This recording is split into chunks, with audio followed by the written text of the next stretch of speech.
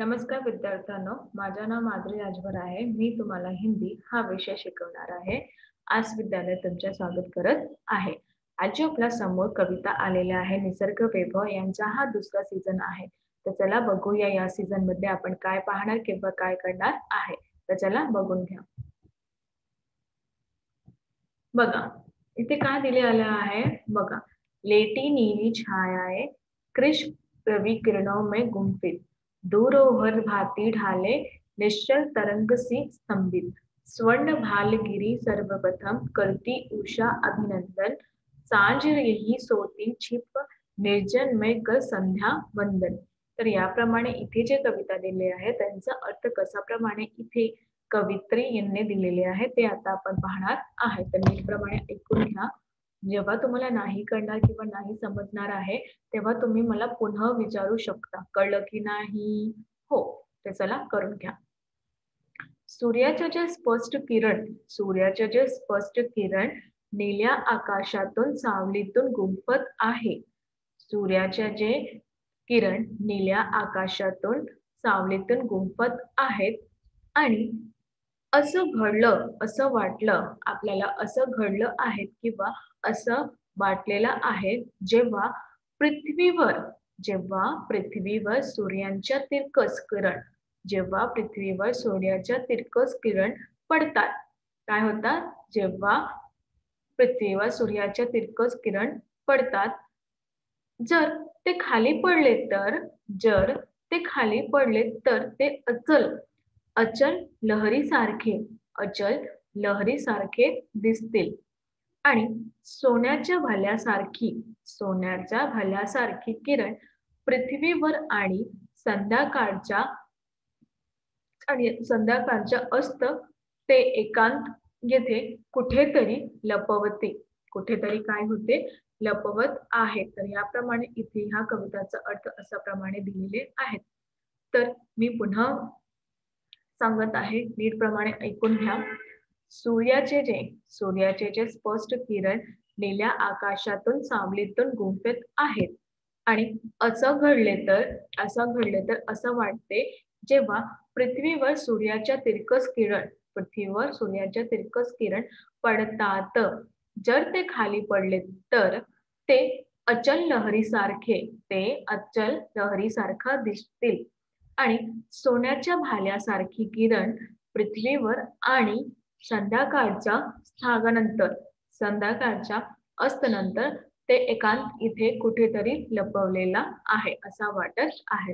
तर आता आपण पाहणार आहे दुसरा. तर नीटप्रमाणे ऐकून घ्या.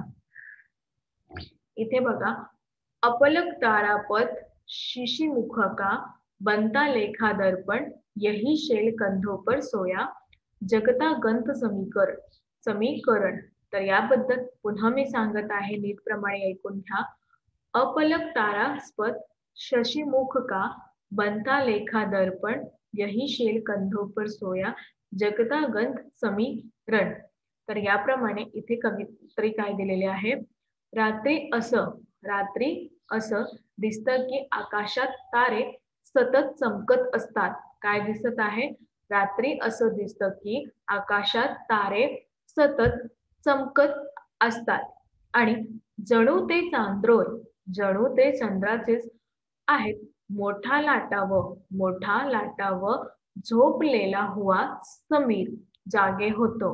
मोठा लाटाव झोपलेला समीर जाग होतो म्हणून वारा वाहू लागतो. म्हणून काय करत आहे?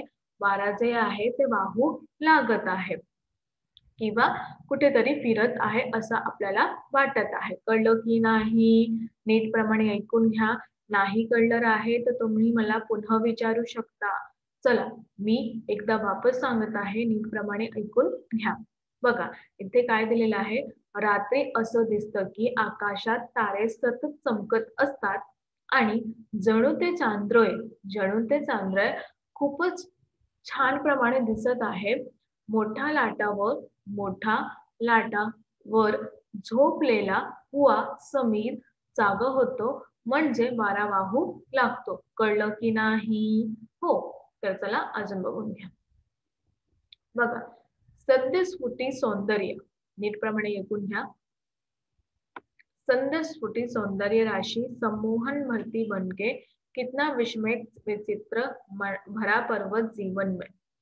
तर याबद्दल काय दिलेले आहे नीटप्रमाणे ऐकून घ्या. नीटप्रमाणे ऐकून घ्या.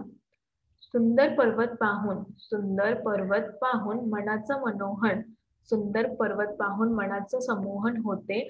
मध्ये अचल पर्वत किती आयुष्यात अन्य आणि आश्चर्यकारक आहेत.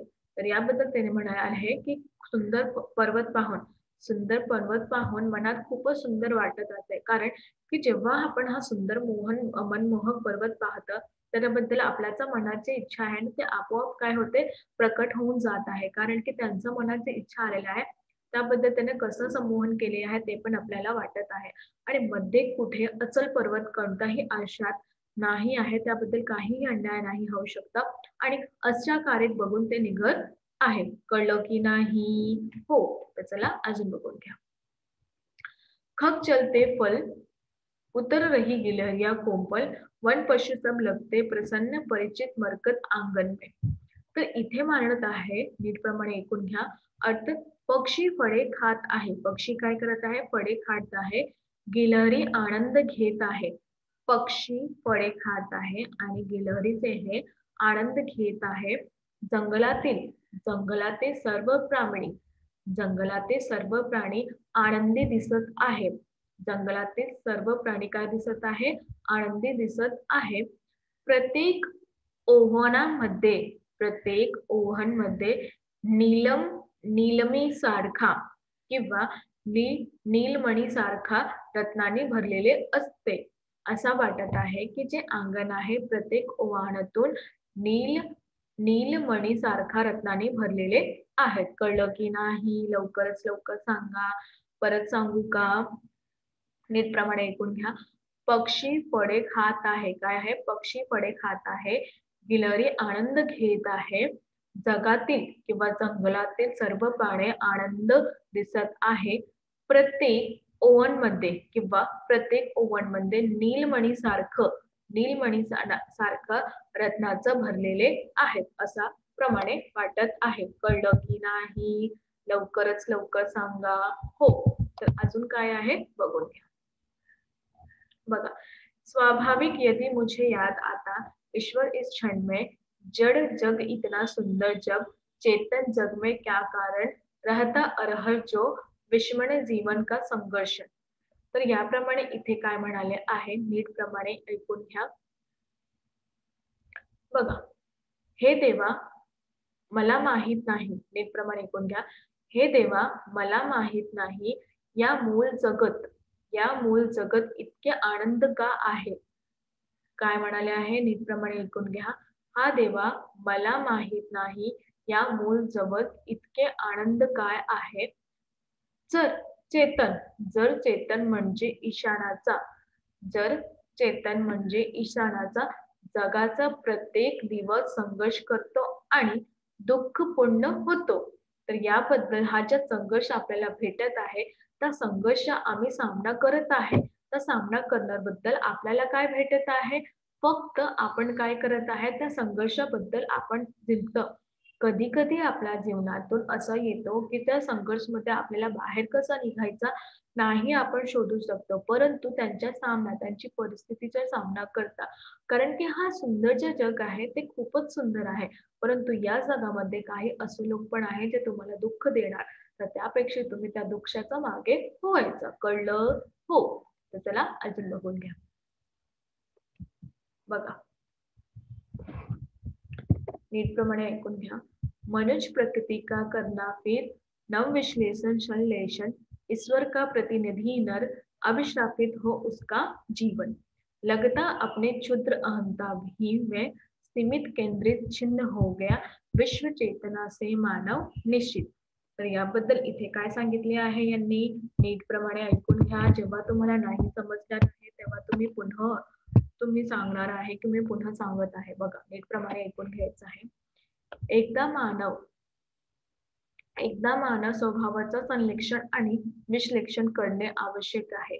एकदा मानवीला स्वभावाचं संश्लेषण किंवा विश्लेषण करण्याचं आवश्यक आहे. देवाबद्दल कसे माणसाच्या जीवनाचा श्राप, देवाबद्दल कसे माणसाच्या जीवनाबद्दल श्राप आहेत असे वाटते की एखादा, असे आपल्याला वाटत आहे की एखादा व्यक्तीना छोटा मार्गाने स्वतःची प्रशंसा केली पाहिजे. नीटप्रमाणे ऐकून घ्या. प्रशंसा केली पाहिजे आणि ज्याकडे आपल्या कर्तव्य लक्ष केंद्रित आणि विचलित होत आहे ते गेले आहेत. कळलं? हो. नाही कळलेलं आहे तुम्ही म्हणा पुन्हा सांगा. मी पुन्हा सांगणार आहे. चला एकदा मी हा पुन्हा सांगत आहे. नीटप्रमाणे ऐकून घ्या. एकदा मानवी स्वभावाचा संश्लेषण आणि विश्लेषण करणं आवश्यक आहे. देवाबद्दल कसे माणसाचा जीवनाचा श्राप असे वाटते की एखादा व्यक्तीना छोटासा मार्ग स्वतःची प्रशंसा केली पाहिजे आणि जगाकडे आपले कर्तव्य लक्ष केंद्रित आणि विचलित होत जात आहे. कळलं की नाही? लवकर सांगा. हो. तर अजून काय आहे किंवा अजून आपण काय पाहणार आहे ते आपण आता पाहणार आहे. तर हा कविता तर आज आम्ही काय शिकलो? आज आम्ही शिकलो की हा कविताबद्दल आपण हा शिकलो की आपली जी परिस्थिती असतात त्या निसर्गाबद्दलही बदलाव होऊन जात आहे. जसा निसर्गाचा बदलाव होता, जसं पक्षी, फळ हा सगळ्यांचा बदलाव होता, तसंच आपली परिस्थिती हे जे आपल्याला भेटलेले आहे त्यांचा पण बदलाव होतो. परंतु त्या बदलाबद्दल आपल्याला कसं राहायचं किंवा आपल्याला कसं करायचं हे आपल्या मनात तुम्ही ठाऊक करायचा. कारण की तुम्ही जेव्हा ठाऊक घेणार तेव्हाही तुम्हाला कळणार किंवा तेव्हाही तुम्हाला समजणार आहे की तुम्ही हा सगळं जे व्यवस्थित प्रमाणे नीट करून घेतलं आहे ते तुमच्यासाठी व्यवस्थित आहेत की नाही. त्याबद्दलही तुम्हाला मी माहिती सांगणार आहे की निसर्गाबद्दलही आपल्याला जो बदलाव होतो ते तुम्ही करून घ्यायचा. कारण की जेव्हा असा बदलाव असतात तेव्हा आपल्यासाठीही खूपच आनंद होतात. कळलं की नाही? लवकर सांगा. हो. तर अजून काय दिलेले आहे ते आपण बघितले. आता हा सगळं आपल्याला कुठून भेटत आहे तुम्हाला माहित आहे का? हा सगळं आपल्याला कुठून भेटत आहे? तुम्ही जे वाचन करता हा सगळं तुम्हाला कुठून भेटत आहे? आज विद्यालय बरोबर ही भेटत आहे. तर हा आज विद्यालय बरोबर तुम्ही यांचा आभार प्रकट करून घ्या आणि तुम्हाला हा चांगला व्यवस्थित नीटप्रमाणे तुम्ही ऐकून घ्या की तुम्ही कुठेही बसून या गाण्याचा प्रसार घेत आहे. तर याप्रमाणे या गाण्याच्या प्रसाराबद्दल तुम्ही कुठेही बसून यांचं गाणं घेऊ शकत आहे. तर याबद्दल मी तुम्हाला सांगणार आहे की कसंही प्रमाणे तुम्ही यांचा आदर करून घ्या आणि या सर्व जे विषय आहे हिंदी, मराठी आणि अंग्रेजी आणि सामान्य ज्ञान, विज्ञान, गणित हा सगळं व्यवस्थित नीटप्रमाणे सगळाच व्हिडिओ ऐकून घ्यायचा आणि जेव्हा तुम्हाला नाही कळणार किंवा नाही समजणार त्यापर्यंत तुम्ही पुन्हा ते विचारून घ्यायचं किंवा पुन्हा त्यांच्या मार्गे काय दिलेलं आहे ते पण शोधून घ्यायचा आणि शोधून लिहायचं पण. कळलं? हो. धन्यवाद.